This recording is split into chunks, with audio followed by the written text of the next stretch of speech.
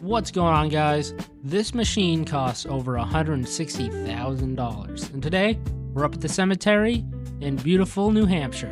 We gotta clear some of the roads for the public, and we're gonna see how this thing does its stuff, you know? Really cruising here. We're gonna zoom in at this control panel right now. Yeah, look at that. We got a red button. That thing will stop you in your tracks. Probably hit the windshield pretty hard, but we're not gonna do that today. Just tear up some lawns. Yep, look at that. That path over on your right, not my best work, but you know, can't see what's under there. Sometimes you hit markers and stuff like that. You really don't want to hit a stone, which doesn't happen all the time, but it does happen, and it just hurts. Very majestic shot here. This is pretty cool.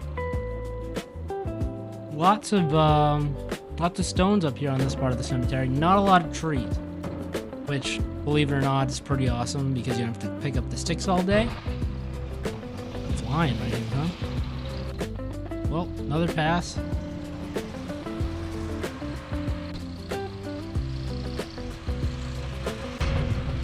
This thing is called the Prenoth SW4 sidewalk machine. Right now I got the straight blade on it. Works pretty good. It has a big snowblower, which also is very expensive too, which we'll show in another video soon. You're gonna see I ran into some problems here up on this corner. I just slid. I couldn't even stop. Tracks locked up. Put in reverse for a bit, power right through it. With a blade. I'm flying through this, right? Total professional. I've been doing this for about 11 years. Working for the old town. But yeah, this thing, sidewalk machine, aka overtime warrior, aka please don't put me in that thing, my back really hurts. I mean, when you're on asphalt getting to where you're going with this, because we don't drop it off with a tow truck, it's like driving a car with square wheels. Okay, now I'm just showing off. That was pretty sweet, though. Oh, yeah, I already said it was sick. Hell yeah.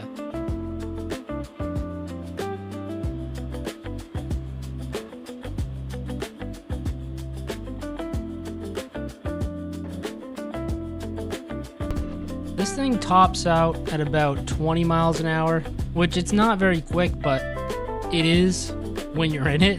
Like, it feels scary sometimes. It has hydrostatic steering, which means it's just hydraulic, and the steering wheel is really just a spring in there, and those springs have broken before, and you can just spin the wheel 360 degrees like 100 times, nothing happened. I think this is about 8 inches of snow. It's not the deepest, but if it's any deeper than that, you kind of need the snowblower because it'll blow it out of the way. But snowblower is way more difficult than this thing. You can cruise right along with a straight blade. Snowblower, no. You're gonna sit there, get stuck, back, forth, it gets clogged. You have a hockey stick that you need to jam down the snowblower. I'll show that in another video.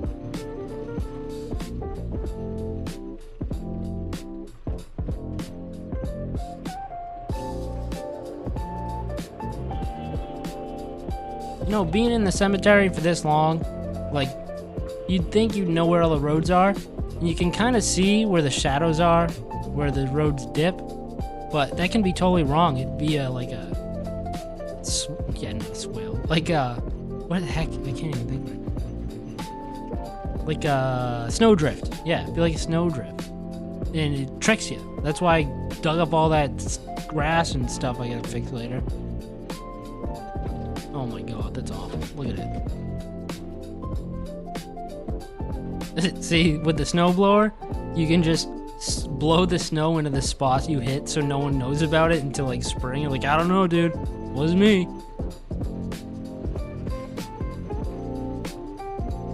But typically, each road in here is pretty narrow, so it takes like 4 passes to get them completely clear. And you can't go off the road too much because it will dig in like you saw. But just enough for traffic to get through. This is honestly one of the easier days in the sidewalk machine. There's no traffic. Just do your thing, put in some music, have a good time. Oh, and if you noticed, you'll probably ask, but that water bottle wedged in there, that's not for me to drink. That's because the control panel rattles so bad, you'll be deaf after like a couple hours of that. So I jammed that in there to stop the rattle. Yeah, if you guys run one of these, let me know what you think, what's some good techniques, what you like, what you don't like. Kind of cool to get some insight on other people operating one of these bad Larrys. That was a cool shot.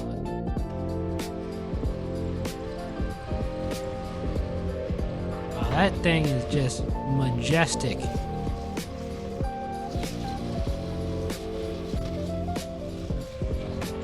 Yeah, I'm just taking my time right now. That was one of the more difficult parts of the cemetery. Right now I'm using my GoPro 360 I believe it's called.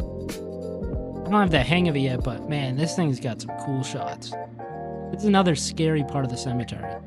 It's basically granite curbing, like an inch from the road the whole way. Well, maybe like 6 inches from the road. You hit one of those, you're gonna scream. Like, I've done it. Not in the cemetery, but like I've hit a water shut-off valve. And it's like you're in a car accident. It's terrible.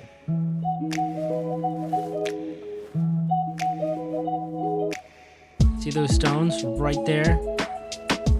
Very close.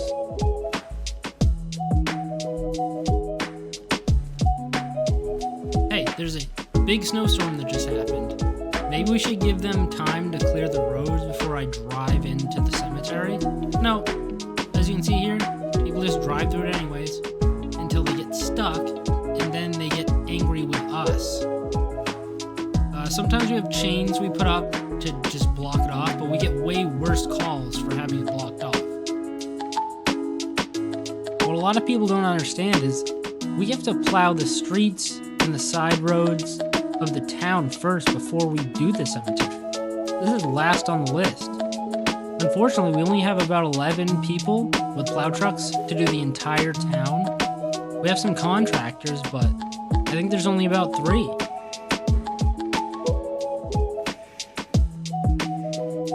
This is one of the easier parts of the cemetery. Stress-free, just kind of cruise along.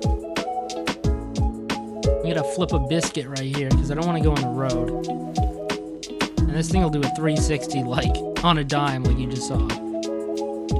But if you do that on a dry asphalt with no snow on it, you will throw a track off. But I'm gonna let you guys go. Comment below, please subscribe, let me know what you think, and I will see you in the next video. Thanks for watching, guys.